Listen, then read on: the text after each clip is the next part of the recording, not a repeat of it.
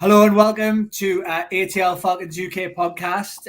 This is our draft edition, heading into this Thursday's draft. I'm sure we're all excited to see what wondrous things are in store for over the coming couple of days.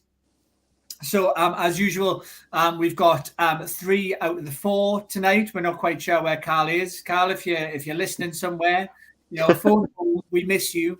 And it's okay. We forgive whatever bad things you've done. And then obviously we've got Danny, Liam, myself, and from across the pond, we've also got the great Damsky, who probably knows more about the draft and football in general than all 3 of us put together. I guess, are we excited for this week? I'm excited at the potential with us having so many picks and everything like that, but I don't know. It's not a great time for us at the moment. I'm waiting till next year before I really, truly get excited again. So I'm just going to play this draft by ear. Okay. Liam, what about yourself?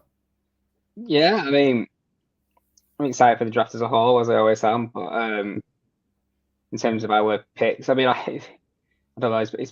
I'm excited in the sense that it's wide open, but also I can't have an individual. There's not 1 or 2 players to get excited about because I literally have no idea what we're going to do. Damsky, what about you? Yeah, I'm excited / nervous / anxious, I guess. Like, I don't know.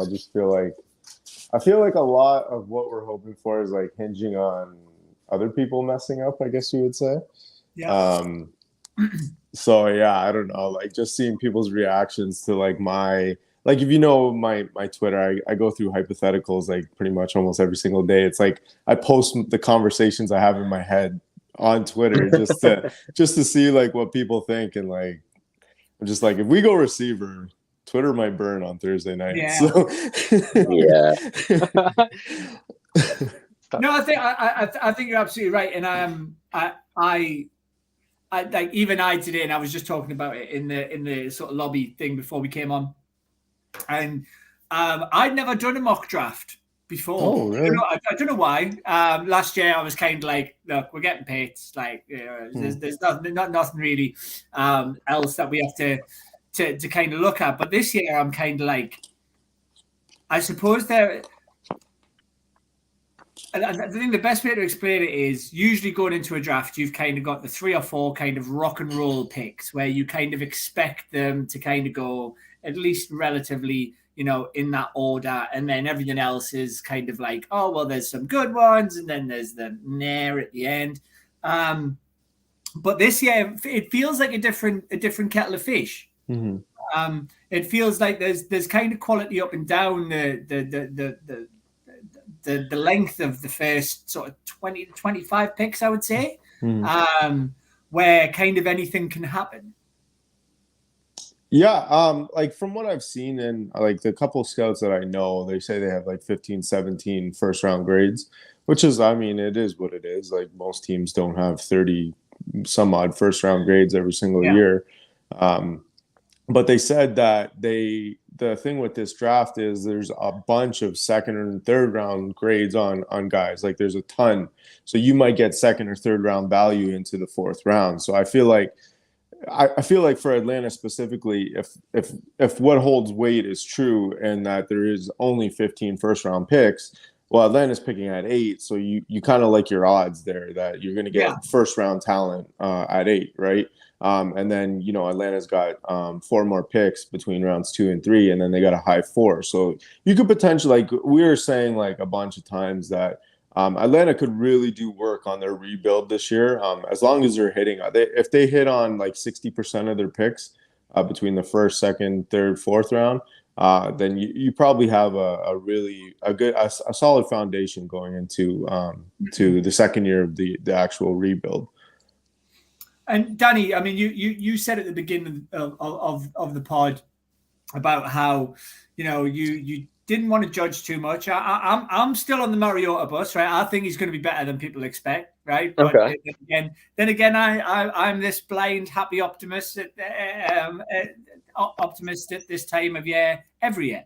So Very true. in terms of kind of somebody who isn't quite sure on the draft, you kind of at least know in your head where the main things are. So at least what area would you like to see them strengthen? I mean, ultimately, I don't care where, but it's got to be the D. That's got to be your first pick. If you're sticking at 8, maybe not entirely necessary. Depends on whether you want the picks or not. But yeah. I'm not, however, sold on quarterback quite like you. I think he's a good stopgap. I think he'll fill the void if we need to for a year, especially with the quarterback not being too strong all around this year. But I'd be surprised if we didn't pick one. I just don't imagine it'll be the first couple of picks. I'd expect us to pick one up late second, maybe, if you're using one of those 2 picks, but I'd hope not, personally. Yeah, I mean, I think, and I'll kind of direct this question towards Liam. I think it's fair to say that there are a couple of quarterbacks in this draft who, again, probably aren't those kind of rock star, top 3 picks that you would expect, kind of. Especially when you look at the draft last year, when there was so much furore around the quarterbacks in last year's draft. Not many of them did much, ironically, but this year it kind of feels like there's a couple that's sort of like potentially high ceiling but high risk. Yeah, I mean, to be honest, I'm not really. I don't think anybody I've really seen discussing this is not. I don't think anyone's really 100% sold on any of the quarterbacks this year. Yeah. I'm not seeing anybody say, like, yeah, this guy's going to be the guy. I think, people have sort of, wavered on a few and said, they do believe in the odd one, but you can speak to 5 different people and sort of get 5 different guys mentioned that are the best quarterback in the class. So I don't think anyone really is convinced by any of them. And I sort of agree with them, really, to be honest, after watching all of them. I mean, we were talking about Sam Howell earlier today, weren't we? How he was, 2 years ago, he was pretty much, if you were going to predict this year's draft 2 years ago, you'd have said he's probably going to be going in the first 5 picks just because of the way he was playing. Then obviously he dropped off a little bit, and now he's, we're talking second round. A lot of people really with him. It shows how much that's changed. I mean, I don't think anybody, like I said, earlier, then I've seen some mock drafts sort of taking 3 of the quarterbacks going in sort of the top 10, but then I've seen others where one doesn't go until pick 18, 20 for the first quarterback off the board. So I think there's quite a bit of inconsistency with those, with that position in particular, out of any of the positions, to be honest, this year. So I think that's fair point. I don't know who it's going to be. I don't know when it's going to be, but I just get a feeling after, they pulled the trigger on going for Watson. They pulled the trigger on, actually, we fucked up here. Probably best to let Matt leave. Is it fair to say that potentially they might go quarterback this year, or do we actually think we're just going to wait it out with Mariota? I think they might wait it out. I mean, I think we've got so many holes to address. I think to be honest, regardless whether we go with Mariota or one of the rookies, I don't think it'd make a massive difference to how good we are as a team. I still think we're going to be down the bottom end, regardless of who we take. Which then would suggest that we're going to get a decent pick next year. So why sort of take a quarterback now? If the class is going to be better next year and we're going to potentially have a high pick next year, why not just wait it out, ride with Mariota? He might surprise us and he might do really well and he might consider going again for another year, or maybe even giving him obviously his second year and then having taken a rookie still next year, but having him sit for a year depending on who it is. Yeah. But I don't, unless there's some real value that we just see that we just be like we can't pass on. I don't think we're going to take one. Okay, so I like what I I did say earlier on, if you could do a little mock draft, and obviously we can't share it on the screen, but I'm interested to see who we all took. Now I've kind of made no bones about the fact that I like Hamilton at 8. I think if we're going best player available, and the draft pans out how we think it's going to pan out, Thibs going early, despite all his furore about whether he will or whether he won't, and people taking Johnson and is it Jermaine Johnson? That's right. Yep. Isn't it? And etc. And it kind of feels like the edge rusher carousel right now of who people like and who people don't. If the draft pans out how it's kind of expected to, my feeling is that we or what I'd like, I guess, maybe rose tinted glasses on, is Kyle Hamilton at safety. Danny, did you manage to have a look and see who I had a look, but my references for what other teams would go for is even worse. Okay. So I'm just trusting your guys' instinct throughout this, really, whilst I educate myself. Okay, fair enough. Liam, who was yours? I'm torn between two, and to be honest, one of them I feel like I'm not even going to mention now because I don't think anyone's going to like the choice. So, based on the, we're all friends, yeah, Liam. We're all friends. I'm going to throw in a bit of a curveball, which is my actual west of a curveball than my other curveball, and say I think Charles Cross, if he's there. Tackle. That's reasonable. Yeah. That's for sure reasonable. Yeah, I mean, I think most people would obviously would want to go for defense on that with a pick, but I really just like him as an all-round talent. Like he's already a top pass protector, but he also can. I've seen some stuff from him in the run game, which is also pretty impressive. And I think we have got a gap to fill there. I don't believe, I think obviously Matthews is pretty solid, but at right tackle, I think we could do with somebody from the off. I think we do need a guard as well. I mean, I don't really know what his skill set would be like at guard, but I think I've got actually in my mock us taking a guard further down as well.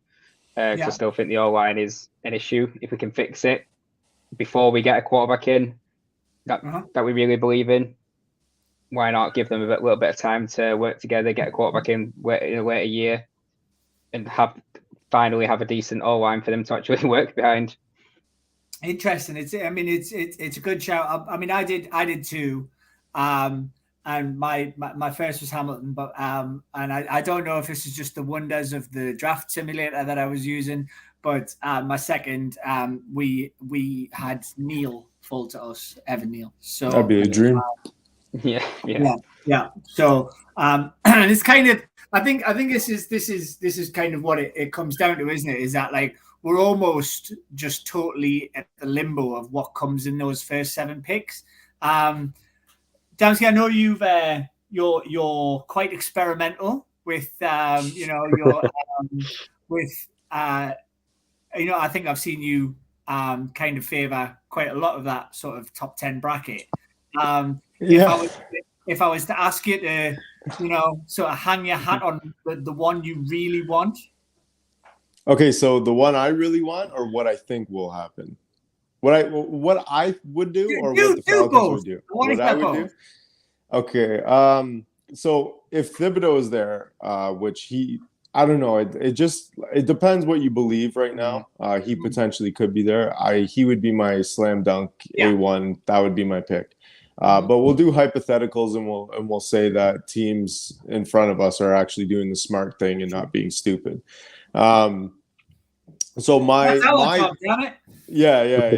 So my choice would be who realistically will be there is probably Jermaine Johnson.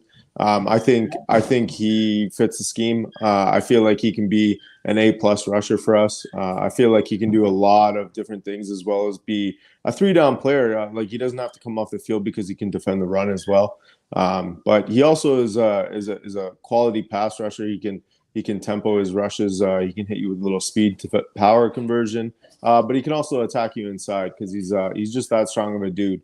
I always talk about when he was at the Senior Bowl when he went one-on-one with Darian Kennard, who's a 350-pound offensive tackle who's known for being mean, and Jermaine Johnson chose to run through his face instead of doing anything pretty. So and he made him do a backflip. So anytime you get a kind of pass rusher like that, a guy that wants to set the tone physically, give me 1 second here, sorry. No problem.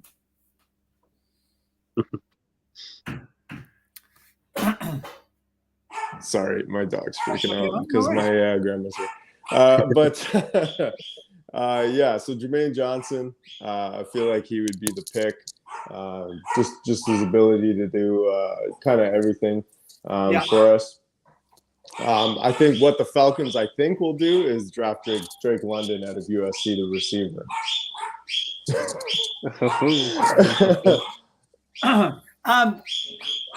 In your opinion, is Drake London the best wide receiver on that board?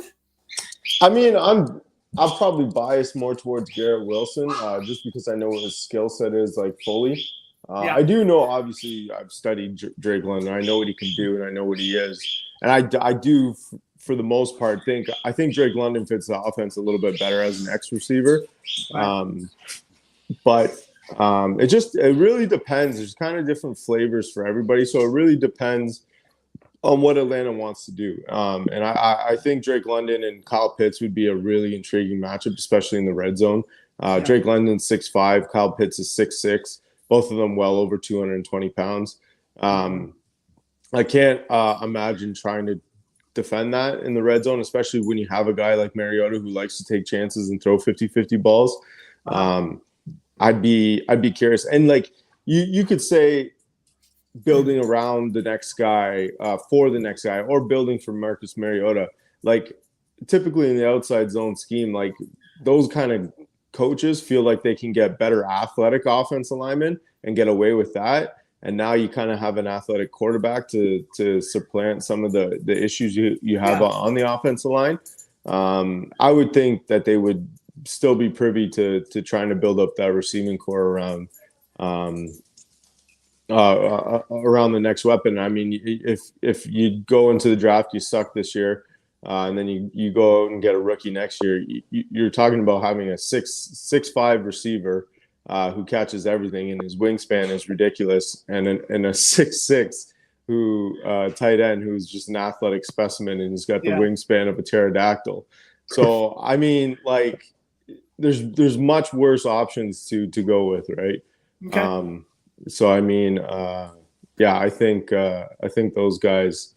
I think Drake London would be a sleeper. I don't think people would go for it, but I feel like he kind of fits what we're trying to do. So yeah. Okay. Where there's smoke, there's fire, right? So I mean, I keep seeing it. So I don't know. We'll see. Okay. Cool. Awesome. I know you've got to shoot off really quick, so I'm just interested to hear before we let you go. Yeah.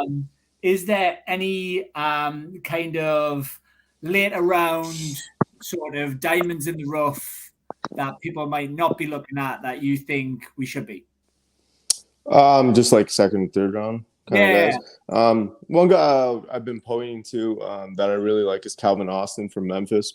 He's a little speedster receiver. He can take the top off a defense. I think he's got 4.2 or 4. I don't know how it was. 4.2 speed, 4.28 or something like that. Right, okay. He's really fast, but he's also a really good contested catch and a run after the catch kind of receiver.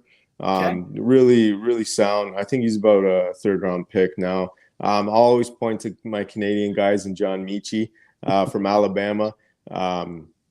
A solid possession receiver. He knows how to get open. Can take a lick and keep on going, like, physically. Defensively, I'll point to the Penn State edge rusher Arnold Ebiketie. He's from Penn State. He's an outside linebacker. Can rush the passer really well. Can also be a dropper. Really sound player. Just can do a multitude of things really well. And I really feel like he's similar to Harold Landry, who was at in Tennessee, that played for Dean Pease as well. Right. I can't think off the top of my head right now, but that's okay. I don't know. Travis Jones is another guy at UConn, but he might end up going out of he might end up going in the back end of the first round. But he's a nose tackle who's an absolute. I call him an ox because you can't move him. He's strong as heck, so he'd be an intriguing play for me. We've had nose tackle problems for a little bit. I know we just signed Vincent Taylor and we brought back Anthony Rush, but I feel like Travis Jones can really give you some there and has a sound upside. So yeah, I feel like those are a couple guys. So do we think in this draft Dean Pease is going to be heavily influencing that draft room? Oh, for sure. I would assume the front seven is going to get a huge makeover in this draft. There's no reason for it not to be. Like, this draft is really pass rusher, D-line, and linebacker heavy. So there's no reason Atlanta can't try to even if they don't go edge rusher round one. I hope they do, just because I'm praying for Kayvon Thibodeau.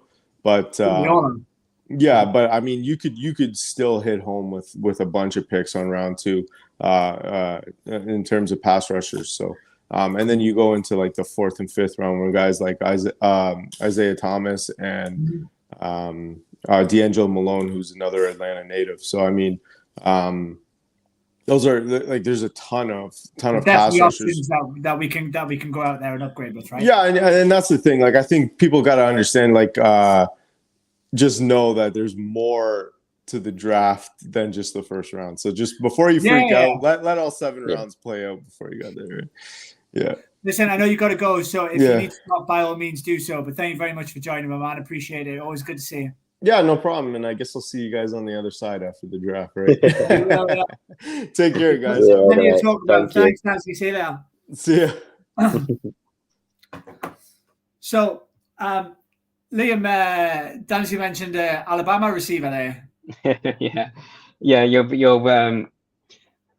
You won't be surprised to hear that he's in one of my mocks as well. I wouldn't be would never have guessed it. I mean, he isn't. Well, he isn't the best receiver. He was expected to be the best receiver for Alabama. Turned out he wasn't. He obviously he's had a bad injury. Not last season, the season before. Thank you. But he's a little bit lightweight.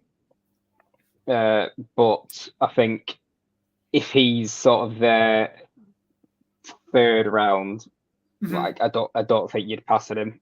No, like you just wouldn't. Like, I mean, we've not got. I mean, I might say we've not got the best history of Alabama receivers, but that'd probably be harsh to say that. I think. I mean, obviously, Julio left in. You mean we haven't got the best history drafting Alabama receivers? Well, yeah. I mean, it's a case of. I was going to say, obviously with Ridley's kind of gone a little bit south, and I was going to say Julio's also went a bit south. I think he contributed enough while I was here to say that was successful. Yeah. Oh God, yeah. So I'm all right with that. Yeah. I've still retired the jersey to the back of the wardrobe though. So. Yeah, I mean, there's a lot of receivers like you could say that are probably similar sort of ability to him in similar sort of rounds. But I think he could probably be somebody that delivers. I mean, obviously it's well known that there's just something about Alabama receivers that tends to work in general. And he has shown a lot of upside while he was at Alabama. He's just had a few issues with injuries and just size and just being sort of outshone by other guys, really, which is kind of does tend to happen. Obviously, Jefferson Williams being the main one that's going to probably go in the top 15 or so, whatever we're expecting. Potentially even the first receiver off the board. A lot of people have said it's because of pure speed of the guy is just incredible when he gets going.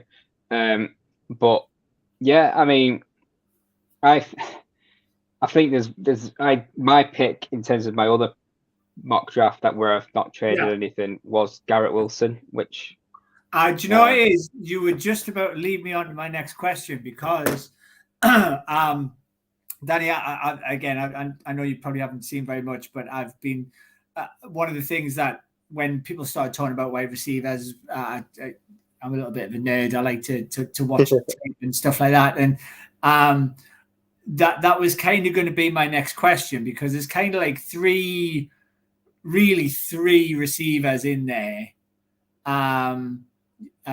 with Wilson, London, and who's the third one? His name escapes me. Olave would probably be one. That's the one. Yeah. So they're the kind of three that's probably going to go first round. I think it was quite interesting what Damsky said. Damsky said about essentially we've got a first round which is only about half to 2/3 full of first round talent. But then you've got a stacked second and third round of potential second round talent, which is actually quite a cool way of putting it. Because I'll be honest with you, when I was doing my mock draft earlier on, I recognized, some of them.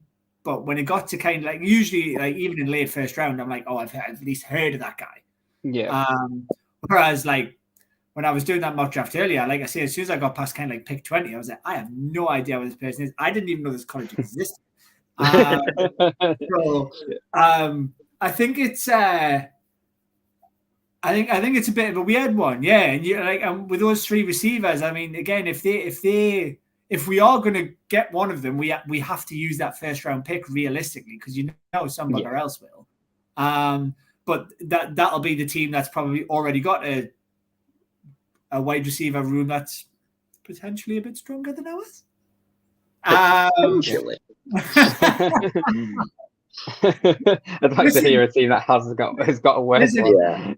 People keep forgetting Patterson's back. He's WR1. It's all right. Just he's also a punter, isn't he? I think this year. Yeah. I think he's putting the Freddie Falcon costume on at one point. So is your preference within that kind of wide receiver choice is yours Wilson? I wouldn't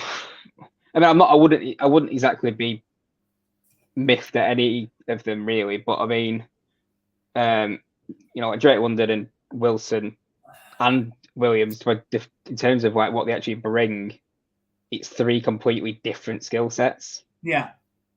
Williams is your pure, you could get your ball with hand. He's just raw speed, and he's got good hands. Mm-hmm. Wilson's excellent route runner, basically just like creates separation just like within seconds. And that's obviously good for sort of your less experienced quarterbacks because they like guys who are that little bit more open, and obviously possesses decent speed as well. And then obviously Drake London's your towering, similar to Kyle Pitts sort of player, who's just you throw up and he'll probably go and get it sort of guy. Three very different styles. Danny, I don't know what you think about this, but I don't know if it's just me, but I keep I wouldn't be disappointed. I wouldn't be disappointed with a wide receiver, right? Because it's a sexy position in it. Do you know what I mean? Yeah. I play on an amateur team, and all of our wide receivers are, like good-looking fuckers. Do you know what I mean? Yeah. It's you don't play that then, no? It's one of them. It's like one of them rock and roll positions, isn't it? Yeah. With this defensively heavy draft, wouldn't it almost be the most Falcons thing to go, we've got a really defensive heavy draft where we could really plug some holes, where we could really, kind of fill some spots with some, I'm not going to say generational talent, but I'll say, some long-term talent. Wouldn't it be the most Falcons thing to pick a wide receiver in that sort of draft? Well, I think my problem with it is based on the fact that no matter what wide receiver you bring in, you're not giving them the luxury of a really, really high quality quarterback to have the first season under anyway. I'm not slating him as of such, but you're not putting them in a perfect environment because they're going to come into a wide receiver room that is shallow. So, but Joe Flacco, but hang on, right? Okay, I get that. Joe Flacco won a Super Bowl. Like, yeah. Is it? Don't get me wrong. Before anybody fucking jumps in and goes, "Well, we're not going to win a Super Bowl," I get that, but we might. But you never know. But I think more to my point is that I do have this feeling in my belly that they're going to take a quarterback in the draft. I don't know what it is, but I've got a feeling. And if they do, then you've got someone who is experienced. I wouldn't call necessarily Mariota a veteran, but you've got someone who's got a lot of NFL experience who will be able to coach him a bit. I don't know. I don't know whether you kind of go big or go home almost. Get your like an edge rusher in the first round and get that big talent, and then in the second round, if Howell or Ridder is still there, because I think they both fit Arthur Smith's type of game. Yeah. To say, well, would this team potentially be strong enough to really be vying for those bottom couple of spots? Because let's face it, if you watch college football, we all know Bryce Young and CJ Stroud are going to be within those top 3 picks next year. Yeah. Mm-hmm. And we what we're seeing is that we're going to be so awful. We're going to be so awful that we're going to be, and bearing in mind, right? And I just want to point this out to everybody, right? Okay, yep, we had Matt last year, right? I'll take that on board. But Matt didn't necessarily have the mobility to get out of situations like Mariota has, right? So that's one thing. Valid. I don't really feel like we've lost. Okay, you could say, well, we've lost Gage. Okay, yeah. I mean, I'll kind of take that on board. I would say we've upgraded in the running back area because I think Williams adds something different to our running back room. Yeah. By adding Williams and not getting rid of Mike Davis, that to me says Cordarrelle's probably going to have reps at running back, but we're going to utilize him as a wide receiver. Yeah. So are we, even if we are even on par with last year, are we at all confident that we're going to be in them bottom 3 spots? And this is me trying to be negative. Honestly, no, because like we've said a million times, it'd be the most Falcons thing ever to actually put a decent set of shifts in. That is true, yeah. Walk away with a season with around 7 wins again or something like that, and be sitting pretty where we are this year around, and be in that like 7 to 10 mark again or something like that for our pick. So I don't know. I think my hot take for today is I think we're going to take a quarterback in this draft. Not in round 1, I don't think. And I don't think it's going to be Malik Willis. Although there is the romanticist in me that says I think he's going to be good, but I still think he's too high risk. Although he's potentially got a high ceiling. I think that they're, even if we took a QB in this draft on a rookie contract and, kind of rode with him and see how it went, with Mariota potentially sitting behind next season, maybe not, but maybe so.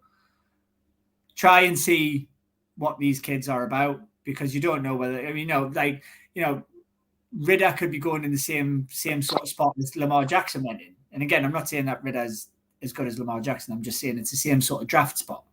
So, these boys could have franchise QB capability. We don't know. That's the problem. You never know. But I think that the assumption that we are going to be in those bottom 3 spots next year, with or without a new QB this year, I still think that's a stretch. I think there are going to be worse teams. I think the Seahawks are going to be awful with Drew Lock. Yeah, valid. I think that I think the Steelers are going to be better with Mitch Trubisky, if I'm honest. So I think they'll probably go quarterback this year. There's so much noise about them wanting Kenny Pickett, and I really don't get why. But that's fine because it keeps the better QBs on the board. So, you got the Jags making some really questionable contract decisions, and the Jags always manage to do themselves over somehow. I don't know. I still feel that there's a lot. I mean, the Texans, even if the Texans have got picks, they're still a car crash franchise. You know what I mean? I think imagine not picking a QB this year and then sitting there and dead ass having to watch while the only 2 players you want get picked up by another 2 garbage franchises. Yes, So anyway, that's my hot take. My hot take for this draft is that I think we're going to take a QB. Danny, any hot takes from you? That would have been pretty much it, to be fair. I said that earlier on, that I'd be very shocked if we didn't, because I think your options are limited. Could take Baker. I just said that to watch Liam's face. So. I literally went straight to the screen. Like, go on. But no, I just think I'd be very shocked if we didn't. I know we've got a lot of other holes to plug, but I don't think you can avoid. You can not take the gamble on someone, if that makes sense. Like, Mariota's not going to be significant enough to be like, yeah, he's our man, we're fine. Like, we'll wait a whole year out. I think you do need another gamble that'll just give you a little bit more to think about. That's all. Well, I suppose my, and this is, people will slate Arthur and Terry, and we talked about length. I'm not going to go back into it. I liked Terry's ambition to go, there's a top 5 quarterback available. Don't stone me before anyone starts. I've already had this discussion. I know I'm not defending the Deshaun Watson situation in any way, shape, or form. But what I am saying is that he was willing to go out there and sell the farm to get his guy. Alleged. Thank you very much, Chester. Appreciate that, Liam. We had this shit on lock while you were away, didn't we? Don't worry about it. We've got all sorts. That threw me. That threw me. So, like, he was willing to sell the farm to go and get a top 5 quarterback, right? So I suppose if we do take someone this year and take a chance on them, okay, what we lost? We've lost the 2nd round pick that we got for a QB that was going to be out of contract next year anyway, right? Mm-hmm. That's what we lost for it. Yeah. So, if we take him and the kid's not very good, right, or he's not fitting the bill or whatever, then in 3 years' time, at least I know that my general manager is willing to go out there and go, there's someone available, I'm going to sell the farm and go get them. Yeah. And I think that's at least I feel a bit more comfortable in that. More comfortable than I ever, like I felt the same way about Thomas Dimitrov, like a child playing with petrol. Like, they're going to set themselves on fire or they were going to drink it. Do you know what I mean? Like, what they can do. It never felt like there was any middle ground. Whereas, you kind of feel like, I don't know, at least if there's an opportunity there, they'll go for it. And I think that's why I just can't see us not doing it. Just not that way, yeah. The one thing, yeah. Are you both sold on us using our pick and not trading back then? Just judging off your I'd rather trade back. I've done one of each. Right. Like, Who did you trade back with? well, interestingly enough, If you say New Orleans, I'm going to leave. No, I did tempt me, but no. I actually traded all the way back to 20 with the Steelers. Wow. Okay. And that was to pick up, obviously, the 20th pick, their second round pick, and the next year's second round pick. Okay. And who did you pick up in the first round with that? Malik Willis at 20. Wow. Which would tickle me at that sort of range. Yeah. I think that's fair enough. I think if you've got a build up of second round picks, at that stage, it's ballsy. It's ballsy because that obviously gives us three second round picks. Yeah, I can't help but think. I mean, I know there's all this. I don't know if it's just media speculation or whatever. It could well be that the Steelers really want Kenny Pickett. And for me, looking at just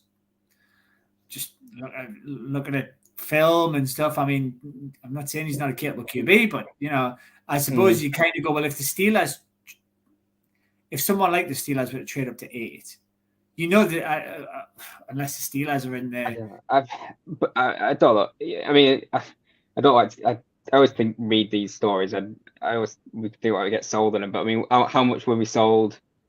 Last year that the 49ers would go in Mac Jones, like that was happening.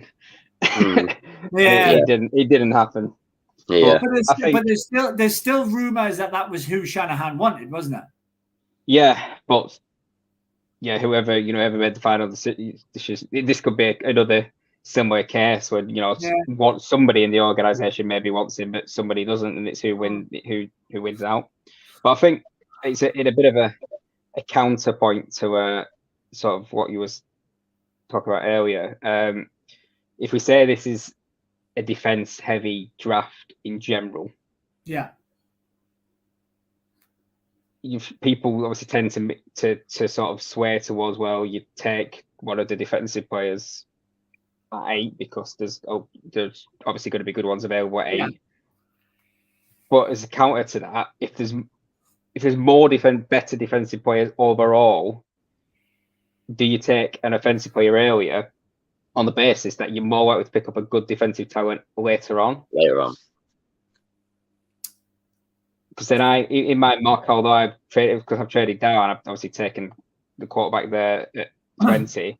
My next two picks. So that would give us 3 picks in the second round, right? Yeah, that would give us 3 picks in the second round. And who did you take with that?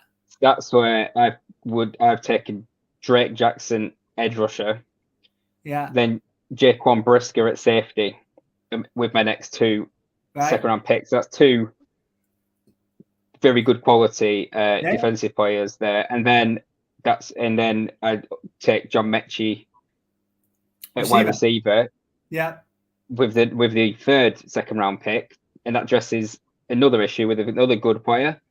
And that's sort of, 3 real positions of need. Yeah. Plus a quarterback who has got potential upside in the first 4 picks. Yeah. Not obviously we can't predict it's going to work out like that, but I like it. It's ballsy. Listen. I've been saying, and at first I wasn't sold, but the more I watch, the more I like. But again, it's how these QBs translate to the NFL, and if we end up Malik Willis, I'm not being funny. I'm not going to be sitting here disappointed. I like the kid. Yeah. Like he's exciting, and he's quick. He's almost kind of, almost built like a halfback. Yeah, do you know what I mean? He's a strong boy and big arm. Yeah, I don't know. It's just playing at liberty. It's hard. It's hard to judge. Right? Yeah, it's hard to judge. Yeah, I think like Danny said, you've got obviously. I think even if we did take him, I think we'd probably roll with Mariota initially. But Yeah, then you've got the yeah. option if Mariota sucks, which I'm not saying he's going to, but obviously there's potential that he does. Yeah. We've got somebody there who's just then we just But throw him in Mariota's- for the second half of the season. One of Mariota's big things is he's always been pretty mobile, right? Unfortunately, Oh, absolutely, he's unbelievable when he gets going. Unfortunately, it was the mobileness, if you will, that kind of ended up him getting so injured that the Titans didn't re-sign him. I stand to it. That wasn't Mariota's fault, and every Raiders fan who I speak to, with the times that they've seen him, I mean, there is part of me that questions, well, how bad you have to be to not beat Derek Carr, but that's probably me being a bit too disrespectful. That could be harsh. because he's not, because Derek Carr's not a bad quarterback. But I don't know. I just think I really don't think that.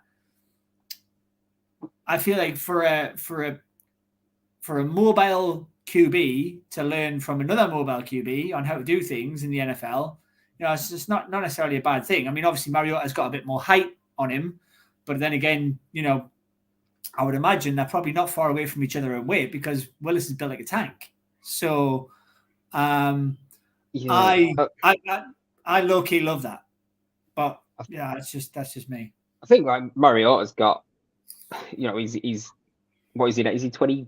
Is he 27, 28? I want to say about 27. Yep, something like that. Right, obviously, if he stays healthy and he can get back, his fully mobile self, and we know we like when you watch his college highlight film, especially, he was unbelievable. He just run past everybody, like it was ridiculous. But I think his sort of main things, obviously, he could do that, and he's mobile, and he could get out of the pocket, and he could do all those things. His main issue, obviously, apart from the injuries, was that too often he just sees somebody that he thinks he's open when he's got out of the pocket, just throws it, and it's just it just wasn't a ball you throw. And if you can coach that out of him, and he was always that player. He's always been a player where he could get out of the pocket. And you think his choices are this could be like first or second down. He can throw a touchdown himself. This man can do anything. His choices, he takes 5 yards on a little bit of a scramble and goes to the next down, or he wallops 30 yards and hopes for the best. And his problem is he likes the second option too often. Just take 5 yards and survive, but live to fight another day. Don't just. But if you've got a young hungry quarterback behind you who's just been drafted, and he sees you making mistakes, I suppose there's almost a trail of thought there where, when Mariota was on the Titans, he'd been picked high from the Oregon Ducks, and Tennessee just rode with him. Whereas he's in a bit of a different situation here. I think it's fair to say that because he obviously knows Arthur Smith already. He kind of knows how Arthur Smith likes to play. But also, I think there's another part of it where you kind of have to go, if I'm only on a 1 year with an option of a second year deal, and these guys are drafting a quarterback, and he's sitting behind me dribbling at the prospect of getting on the field, they're mistakes I can't make. Yeah. I mean, you'd hope. I think, I can't remember if it was his first or second season. I think it was his second season. I think like Mariota has had a pretty good season. He did have one. So obviously the potential is there for him to do that again. I think. I don't know. I think for him, I don't know if I've remember this correctly, but I think from his contract to like the way his contract is structured, like we're basically paying, like for quarterback purposes, we're basically paying him next to nothing in his first year, and he has to get through to his second year to basically pick up anything with quarterback money. So he's got to earn it. Like he's got no choice. 15 million over 2 years, but like most of it's paid in the second year. It's all in the back end, yeah. So he's got to earn that, and it's not guaranteed. So he's got, so which he obviously expects to be in that position. Like he's not proven himself yet, so he's got to do it. So he's not going to just go in there and think, I'm just going to throw wildly and do whatever I want because I'm getting paid regardless. He's actually got to do something to get paid. So without a wide receiver room, he's going to have to work. That's for sure. Yeah. And I mean, he might just. I don't think anyone's going to expect miracles from the guy with what he's got to work with in a brand new team and everything. But he's just got to show that he's going to make smart decisions. And if he makes smart decisions, he might get that second year, and we might give him something more to work with. Yeah, that's what he needs to do. He doesn't have to go out there and outperform some rookie, whether we pick one or not. He just has to be very, very serviceable. But obviously, his problem then is if we have taken a rookie, especially the first round,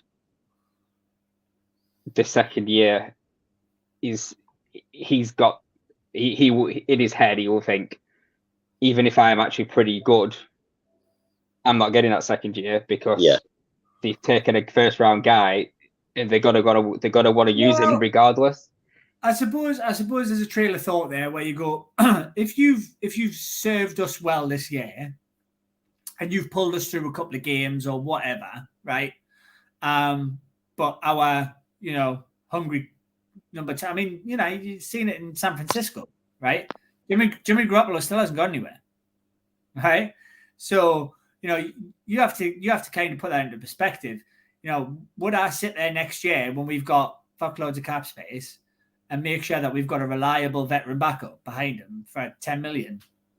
Yeah, probably. But I don't have anything against that. For his own personal ambition, though, is not. If he's still at the age where he can still play, he's gonna want to. I suppose the flip of that is, right, if he has a really good year this year, but we say, do you know what it is, Marcus? We're gonna let you know. He should, this might sound a bit mercenary, but in that case, well, you should have done good enough to be able to find yourself a spot on another team, even if it's for another year or a 2-year deal. Yeah. I suppose it kind of works both ways. Okay. Well, I think we've covered a lot. I've learned a lot. So considering I thought my house was going to burn down an hour ago, so that was cool. But I've given my hot take. I think we've talked through quite a lot. I'm going to be staying up for the draft because I do every year because I just love it. We love it. And hopefully we can maybe get another show in next week to do a draft reaction. Yeah. Well, there is rumors that Cal is also staying up for it. So if so, he might not do the whole live like we did last year because that was a long show. Yeah. But I think he might jump on and off throughout the night as well. I know you said you're jumping on a show with another page and that. I'm gonna jump in on the Lions boys. So so we'll definitely do a review show, but it's very possible that we might have little cuts through the night as well as time goes on. Yeah. Just here and there. Hop on around the 5th, 6th pick or whatever, and then obviously do like 15-20 minutes around there or something. Yeah. Watch this space. Watch it. Okay, cool. Right. Well, it's been emotional. I'm going to go and have my cupcakes now. Danny, do you want to roll us out? Love it. Do you want to roll us out, Dan? So thank you everyone for watching, and obviously, lads, thanks for hosting because I have just been a minion in this episode. But that's what it's all about. So hopefully we'll be back with you on draft night, and if not, we'll catch you next week for a proper review show where I will get these two to proper break down every player, and I will do my homework beforehand. So thanks everyone for watching. This has been mainly on YouTube tonight by the looks of it, so please subscribe. I mean, we've staggered a little bit because it's been an off season, but we want to hit that 500 subs mark, so keep pushing towards it, and we'll catch up with you all next week. Thank you everyone. Thanks guys. Bye.